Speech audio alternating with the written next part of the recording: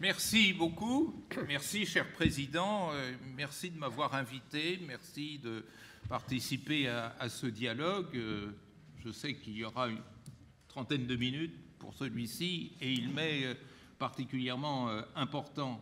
Alors effectivement, dans cette table ronde, je vais vous présenter la dimension globale, mondiale, ce qui m'amènera surtout à m'arrêter sur le multilatéralisme onusien pour le diagnostiquer, pour l'évaluer, pour voir ce que l'on peut en attendre et surtout ce qu'il faut lui demander et ce vers quoi il convient de l'orienter. Alors, je commencerai par un paradoxe. Je dirais que tout est dit d'un certain point de vue à travers ce paradoxe. C'est que jamais, jamais dans l'histoire de l'humanité, on a eu un besoin aussi urgent de multilatéralisme. C'est-à-dire que le multilatéralisme doit être au centre de toute politique internationale, de toute politique étrangère raisonnable. Mais ce multilatéralisme qui est, entre guillemets, à notre disposition, n'est pas celui qu'on attend. C'est-à-dire, c'est un multilatéralisme interétatique. Le Premier ministre britannique Lloyd George, lors de la paix de Versailles, il ne s'agissait pas de l'ONU à l'époque, mais de la création de la SDN, avait dit publiquement « Oui, j'ai compris ce qu'on est en train de faire, il s'agit de ressusciter le concert européen. » Eh bien, ce concert des nations, formellement, mais pas plus élargi aux pays du Sud, c'est pas du tout ce qui correspond aux exigences et aux attentes présentes. Alors, quelques flashs pour voir à quoi ressemble un multilatéralisme onusien qui, depuis 1945, date de sa création, ne s'est pratiquement pas réformé. Il y a eu des réformes, il y a eu des innovations, bien sûr, dans la structure et dans le fonctionnement du système des Nations Unies, mais ces réformes sont à la marge. Dès qu'il est question de grosses réformes, eh bien, il y a le veto que vous connaissez pour bloquer la machine. Et donc, lorsqu'on se tourne vers cet instrument multilatéral dont nous avons tant besoin, et j'expliquerai dans un instant quelle est la nature exacte de ce besoin, on trouve les dépouilles de 1945. Pour comprendre l'ONU d'aujourd'hui, il faut regarder à quoi elle ressemblait lorsqu'elle a été créée au lendemain de la Seconde Guerre mondiale, mais il faudrait dire carrément dans la Seconde Guerre mondiale, tant il est vrai que les Nations Unies ont été négociées entre alliés alors que la guerre n'était pas terminée. C'est d'abord, 1945, un contexte fondamentalement géopolitique. On était en pleine guerre entre États, il n'y avait que ça qui comptait. Et effectivement, si on regarde la Charte des Nations Unies, on comprend à quel point l'État est au centre de toutes les réflexions. Que vaut ce contexte géopolitique de l'époque par rapport aux gros enjeux sociaux globaux qui sont les nôtres aujourd'hui? Pensez qu'en 1945, on savait à peine ce que développement voulait dire, et le mot environnement n'avait pas du tout le sens que nous lui donnons aujourd'hui, et personne à l'époque ne parlait de climat. 1945 tendait à poser la synonymie entre paix et non-guerre. C'est-à-dire que la paix était pensée comme étant l'interruption ou l'endiguement des risques de guerre. Aujourd'hui, la paix a muté, et son sens est beaucoup plus ambitieux. La paix aujourd'hui, pour reprendre la belle formule du programme des Nations Unies pour le développement dans son rapport de 1994, c'est libérer les humains de la peur. Et la peur que ressentent les humains, elle s'appelle famine, elle s'appelle pandémie, elle s'appelle catastrophe climatique, elle s'appelle aussi grande pauvreté et catastrophe économique. Tout ceci n'était pas en tête du journal télévisé de 1945. Troisième élément qui marquait 1945, C'était l'époque de l'apothéose de la puissance. En 1945, la puissance était doublement aimable. D'abord parce qu'elle s'était révélée efficace, et c'est bien les vainqueurs de 1945 qui vont fabriquer les Nations Unies, et puis elle était aimable parce qu'elle venait de terrasser le monstre nazi. Donc il y avait toute raison naturelle de faire de la puissance l'axe normal et la base des espoirs de changement positif du système international. La puissance allait délivrer le monde. Et d'ailleurs, le messianisme états-unien a rebondi à partir de cette idée à l'époque où les États-Unis se présentaient comme les libérateurs, avec l'URSS, fallait-il ajouter, du monde pris dans cet engrenage terrible qui avait commencé en 1939. Et puis, très vite, cette puissance est devenue surpuissance avec l'arme nucléaire qui a ponctué la Seconde Guerre mondiale et qui est devenue un instrument de parité dès 1949, lorsque l'URSS, à son tour, est entrée dans le club atomique. Aujourd'hui, la puissance est devenue impuissante. Aujourd'hui, la superpuissance perd toutes les guerres qu'elle a menées. Pensez que, mettant entre parenthèses l'opération Tempête du désert, qui était en réalité une opération multilatérale et onusienne, les États-Unis ont perdu toutes les guerres dans lesquelles ils se sont volontairement impliqués, sauf celle de 1983, où c'est vrai, soyons honnêtes et justes, les États-Unis ont réussi à battre une armée de 89 hommes lorsqu'ils ont envahi l'île de Grenade. Ah, grande victoire! Mais à part celle-ci, la victoire se dérobe. Soit les guerres ne sont plus ponctuées de victoires, ce qui est un sujet fort de réflexion, soit lorsqu'il y a la victoire, c'est le plus faible qui l'emporte sur le plus fort. Je dirais de Saïgon, 30 avril 1975, jusqu'à Kaboul, 15 août 2021, en passant par Dien Bien Phu, en passant par Alger 1962 et en passant par le Sahel depuis un certain temps, on s'aperçoit que le faible dispose cette fois-ci de ressources qui, disons, pour le moins relativisent le concept de puissance. Eh bien, ce poids nouveau de la faiblesse n'a jamais été diagnostiqué. On s'est toujours refusé à considérer que derrière les faiblesses qui s'expriment, il y a aussi des souffrances sociales, des désastres sociaux, des pathologies sociales, comme dirait mon maître Émile Durkheim. Et ces pathologies sociales ne franchissent pas, non pas la porte des Nations Unies, ce serait excessif de dire ça, mais ne franchissent pas la porte du Conseil de sécurité des Nations Unies. 1945, c'est aussi une époque où le système onusien était nordiste, à quelques exceptions près, qui s'appellent Libéria, qui s'appelle Éthiopie. 1945, 51 États membres des Nations Unies, aujourd'hui 193.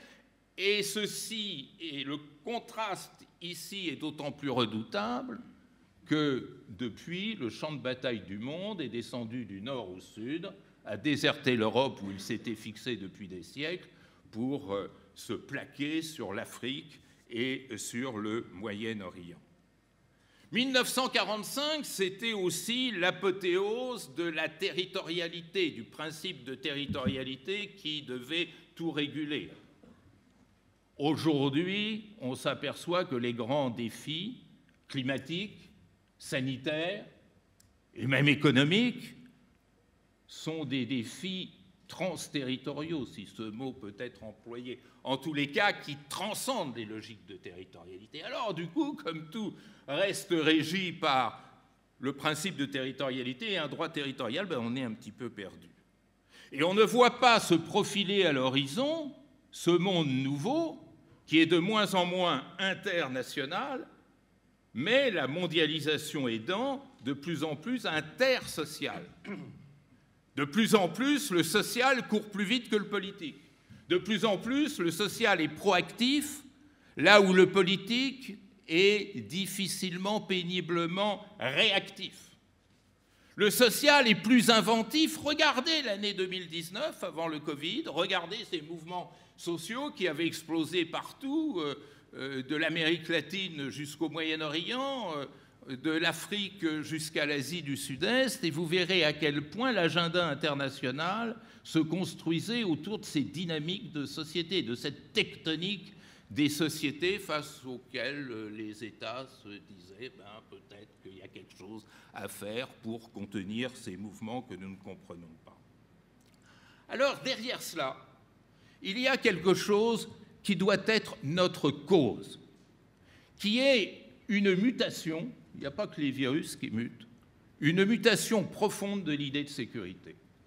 Nos cerveaux, et surtout nos cerveaux à nous occidentaux, parce que l'histoire n'est pas la même en Chine, en Afrique, dans le monde arabe, mais nos cerveaux à nous occidentaux se sont constitués depuis des siècles sur l'idée que dès lors que l'on passe des questions domestiques aux questions internationales, la seule sécurité qui vaille, c'est la sécurité des nations face aux autres nations.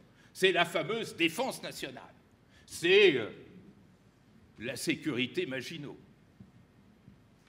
Et derrière cela, il y a ce philosophe qui est l'inventeur, je dirais presque l'unique inventeur de notre politique moderne, qui est l'anglais Thomas Hobbes.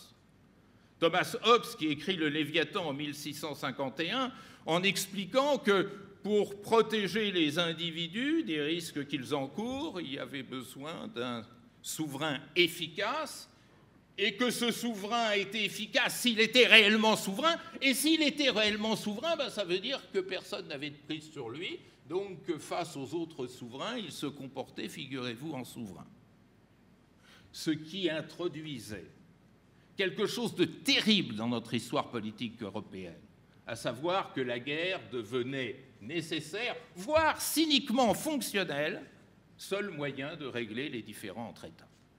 Et ça voulait dire, dans une parfaite logique qui va retrouver une étape terrible dans la pensée du juriste et philosophe allemand qui a quand même préfiguré le nazisme, qui est Carl Schmitt, qui expliquait que les nations, pour vivre, avaient besoin d'ennemis. Et la relation ami-ennemi devenait ainsi fondatrice de toutes les politiques étrangères. Et il ne pouvait y avoir dans le monde de menace que venant d'un ennemi stratège. Eh bien, mesdames et messieurs, ça c'est fini. C'est terminé. C'est terminé, mais nos dirigeants ne veulent pas voir que c'est terminé parce que ce serait transformer trop en profondeur le statut même du politique et les privilèges liés au jeu classique de l'État que de vouloir abandonner cette perspective. Pourtant, regardez devant vous, où sont les insécurités, où sont les menaces? Quelles sont aujourd'hui, dans le monde tel qu'il est, les menaces létales? La faim dans le monde, 10 millions de morts, 9 millions jusqu'à cette année, mais avec le Covid, on tombe dans les 10 millions. Le changement climatique, nous dit l'OMS, c'est 8 millions de morts par an, avec toutes les approximations, car il est bien entendu très difficile de chiffrer. La crise sanitaire, on nous a parlé hier, rien qu'à propos du Covid, de 17 millions. Mais on ignorait avant le Covid que le paludisme, c'était 500 000 morts par an. Et on pourrait continuer cette triste énumération. Le terrorisme, entre 10 000 et 40 000. Les guerres interétatiques, il n'y en a presque plus. Donc la vraie menace létale est une menace systémique. Elle n'est pas produite par un stratège, elle n'est pas produite par un ennemi, elle n'est pas produite par une nation voisine plus ou moins proche ou lointaine. Elle est produite par la dénaturation ou le dysfonctionnement d'un système auquel nous appartenons solidairement. Si bien que le fameux jeu à somme nulle, ce que tu gagnes, je le perds, ce que je perds, tu le gagnes, n'a plus de sens aujourd'hui. Aujourd'hui, la menace systémique fait que ce que l'autre perd, je le perds aussi. Ce que l'autre gagne, j'ai une bonne chance de le gagner également. C'est-à-dire que la solidarité, mesdames et messieurs, devient égoïste. Et c'est peut-être ça qui la sauvera. C'est-à-dire que dans mon propre intérêt, je dois être solidaire de l'autre, car sinon il naîtra d'Afrique du Sud un autre variant qui me retombera dessus. Vous voyez ce que je veux dire? Eh bien, ça c'est une révolution considérable. C'est une révolution considérable dont on voit fort bien, d'ailleurs, quelles ont été les étapes de sa constitution. La première étape, ça a été la décolonisation. On n'a jamais su étudier l'impact de la décolonisation. Et l'anathème qui est jeté sur les travaux postcoloniaux nous empêche de progresser dans ce domaine, ce qui est scandaleux, parce qu'on n'a pas vu comment la décolonisation à bas bruit, non seulement injectait dans le système international des États qui étaient d'une autre nature, mais surtout comment, avec la décolonisation, nous entrions dans un monde tellement inégalitaire que le PIB par habitant et par an d'un Centrafricain est de $600 et celui d'un Luxembourgeois de $110 000. Dans cette situation d'extrême tension et d'extrême inégalité, que se passe-t-il? Eh bien, une révolution tranquille dans les agendas internationaux, c'est-à-dire que les enjeux sociaux sont autrement plus déterminants que les enjeux stratégiques. Et ceci m'amène à faire rebondir la létalité de mes menaces globales dont je parlais tout à l'heure. Non seulement celles-ci sont directement responsables des millions de morts que j'ai énoncés tout à l'heure, mais elles sont en train de réinventer la conflictualité mondiale. Avez-vous remarqué que les guerres aujourd'hui ne sont plus des guerres étatiques, interétatiques? Ce ne sont plus des chocs de puissance, ce sont des chocs de faiblesse. C'est le résultat d'une dramatique décomposition des sociétés. Sous le terreau du Sahel, il y a des entrepreneurs de violence, il y a des États manipulateurs. Et d'ailleurs, derrière ces entrepreneurs de violence, il y a souvent des États manipulateurs qu'on retrouve ensuite à la tête d'Interpol, par exemple. Mais ça, c'est trop compliqué. Mais surtout, la vraie racine de cette nouvelle conflictualité, c'est l'extrême pauvreté, c'est des villages qui crèvent de faim, c'est la désertification qui, au Sahel, augmente de 10 cm par heure. Le temps de Montbaratin, il y a déjà 5 cm de plus de désertification au Sahel. Et la désertification au Sahel, ça veut dire quoi? Ça veut dire que le pasteur n'a plus de fourrage pour faire paître ses animaux, donc il va aller sur les terres des cultivateurs. Et les cultivateurs qui ont de moins en moins de terres se serrent de plus en plus les uns contre les autres et voient arriver de façon hostile les pasteurs. Et puis tiens, il y en a encore d'autres qui arrivent, remontant du golfe de Guinée complètement pollué, des pêcheurs qui ne peuvent plus pêcher et donc qui essayent d'arracher un morceau de terre pour cultiver. Ben, ça, c'est la base de la conflictualité quotidienne, et les entrepreneurs de violence, les djihadistes, n'ont plus qu'à souffler sur les braises pour mieux se servir. Vous avez entendu parler de cette attaque de la gendarmerie, d'une gendarmerie dans le nord de Burkina Faso la semaine dernière. Ben, un collègue burkinabé que j'ai vu hier me dit « mais c'est très simple, c'était des gendarmes qui étaient en train de crever de faim, qui étaient plus payés, ravitaillés depuis un certain temps et qui sortaient pour aller chasser et trouver un gibier pour leur déjeuner du demain ou du surlendemain. Et ils ont été pris en chasse par les djihadistes qui trouvaient que l'aubaine était trop belle. Eh bien, cette transformation du monde, c'est la décolonisation qui en est à la base, renforcée par la dépolarisation, parce que quand est tombé le mur de Berlin, évidemment, comme il n'y avait plus de puissance pour répondre à la puissance, le canon ne pouvait plus répondre au canon, donc il perdait du service et de l'efficacité. Car le canon peut combattre un autre canon, mais il ne peut pas combattre des sociétés qui se décomposent. Et puis, troisième phénomène, c'est la mondialisation qui, en s'imposant, a créé une interdépendance généralisée.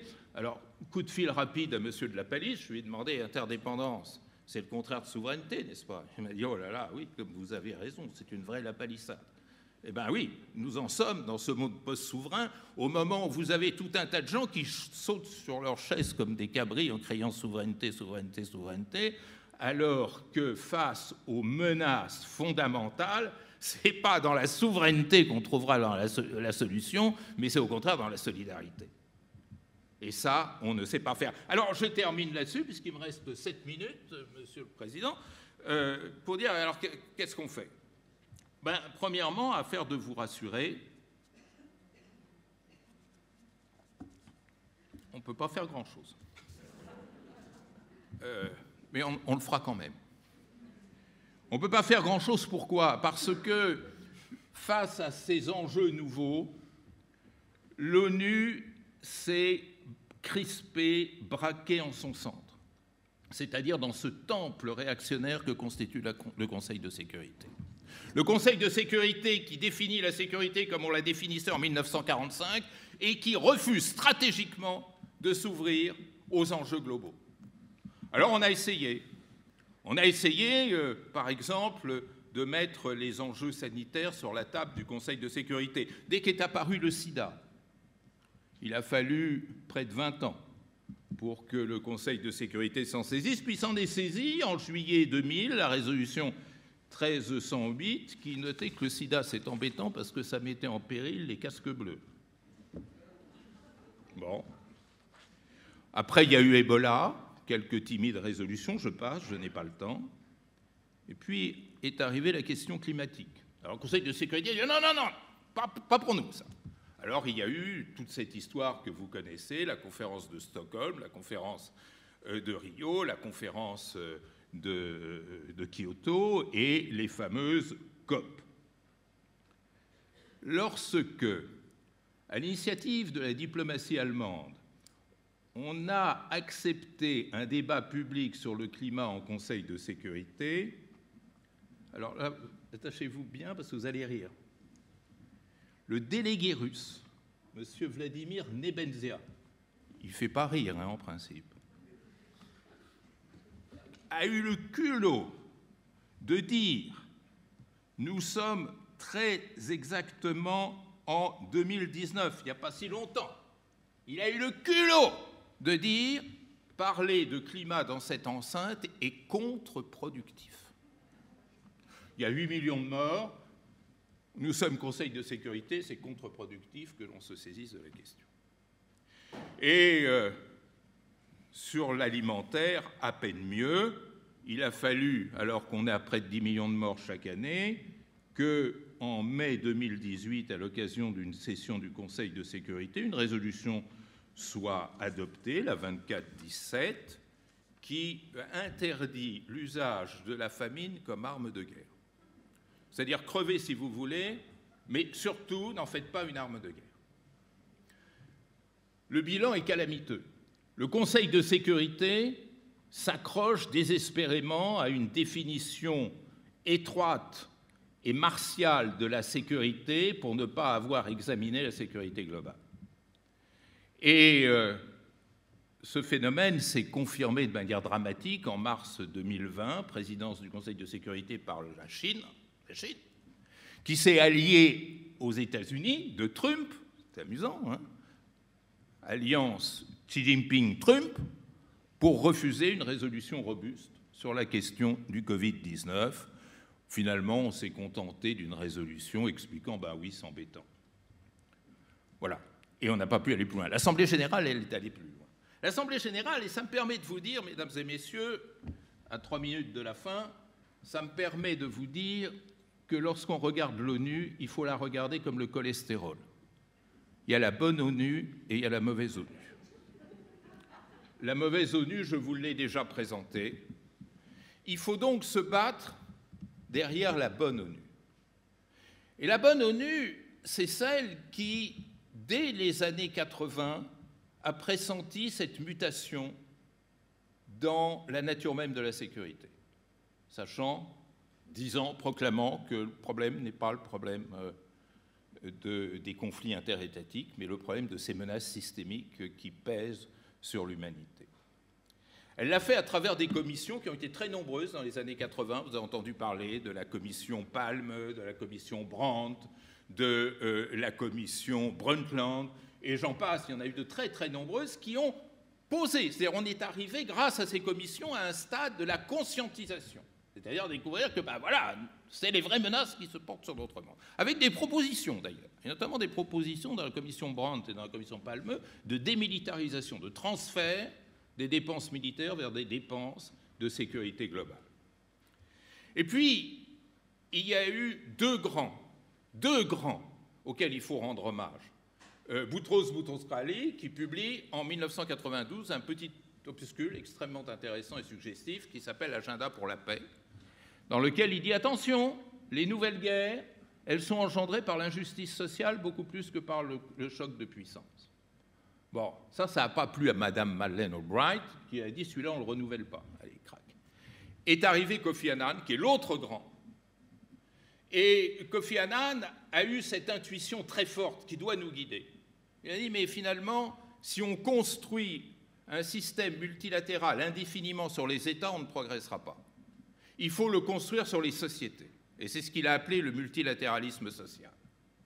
Et ce multilatéralisme social, il a pris son essor avec le grand rapport que je citais tout à l'heure du PNUD, du Programme des Nations Unies pour le développement, qui s'appelle le rapport sur la sécurité humaine, qui distingue 7 grandes sécurités, 7 grandes sources de peur qu'il faut abattre. Insécurité sanitaire, insécurité environnementale, insécurité sanitaire. Je l'ai dit ou je ne l'ai pas dit? Alors, je recommence. Allez. Insécurité sanitaire, insécurité alimentaire, insécurité environnementale, insécurité économique, insécurité culturelle, le sort des minorités culturelles dans les pays, insécurité individuelle, les droits de l'homme, insécurité politique, c'est-à-dire la faiblesse des institutions dans les pays qui sont frappés de pathologies sociales. Et derrière ces rapports, il y a 2 grands hommes qu'il faut citer. 2 grands hommes du Sud, l'un qui est très connu, Amartya Sen, l'économiste indien, et un autre qui mérite autant le respect, son homologue pakistanais, Mahboub Al-Haq, qui ont insufflé cette nouvelle lecture de la sécurité que le grand Kofi Annan a su transformer dans ce magnifique discours du millénaire, qu'il faudrait qu'on apprenne tous par cœur, qui devrait être appris dans les écoles notamment, et ces fameux objectifs du millénaire pour le développement, qui seront ensuite renforcés quelques années plus tard, en 2015, par l'édiction des objectifs du développement durable. Voilà, mesdames et messieurs, où nous en sommes. Je conclus en vous disant que l'addition de 193 politiques publiques nationales est totalement impuissante face aux enjeux globaux. Et on le voit jour après jour dans cette absurde nationalisation d'un enjeu global qu'est la pandémie par les États-nations. Cette nationalisation du virus qui a conduit à la guerre des masques, à la guerre des tests, à la guerre des statistiques, à la guerre des vaccins, et j'en passe. Il n'y a pas de solution dans les questions climatiques à travers l'addition de 193 politiques nationales. Parce que chaque politique nationale va refléter un intérêt national qui va contredire l'intérêt global. Et c'est la raison pour laquelle, quand on en sera à la COP 354, il y aura les mêmes communiqués sur TF1, TF2, TF3, TF4 en disant « ce sont des progrès encourageants, mais il n'y a pas encore le compte ».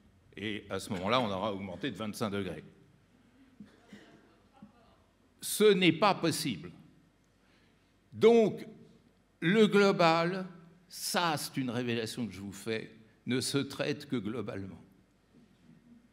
Donc, le passage par la gouvernance globale est absolument indispensable. Au jour où la notion même d'intérêt national ne veut plus rien dire, il n'y a pas d'intérêt national qui ne passe par le filtre de l'intérêt global. Ça, c'est les mutations de notre monde que la plupart ne veulent pas voir. C'est donc dans l'invention de la gouvernance globale qu'il faut trouver les solutions. Alors vous me direz, c'est utopique. Non. Non, non, non. Non, parce que ça se fait dans quantité de domaines. On a une gouvernance globale. Si les avions peuvent atterrir et d'abord décoller avant d'atterrir, c'est grâce à la gouvernance globale. Si notre communication intercontinentale peut fonctionner, c'est grâce à la gouvernance globale. La gouvernance globale marche sous l'effet de 2 facteurs, la peur ou l'appât du gain. La peur, on dirait que ça n'a pas encore suffi aujourd'hui. L'appât du gain, je ne suis pas sûr que ce n'est pas encore une fois lui qui aura le dernier mot, c'est-à-dire expliquer aux princes de cette terre que c'est plus rentable économiquement d'abandonner des bouts de souveraineté que de continuer à produire des politiques nationales coûteuses qui ne rapportent rien. Je vous remercie.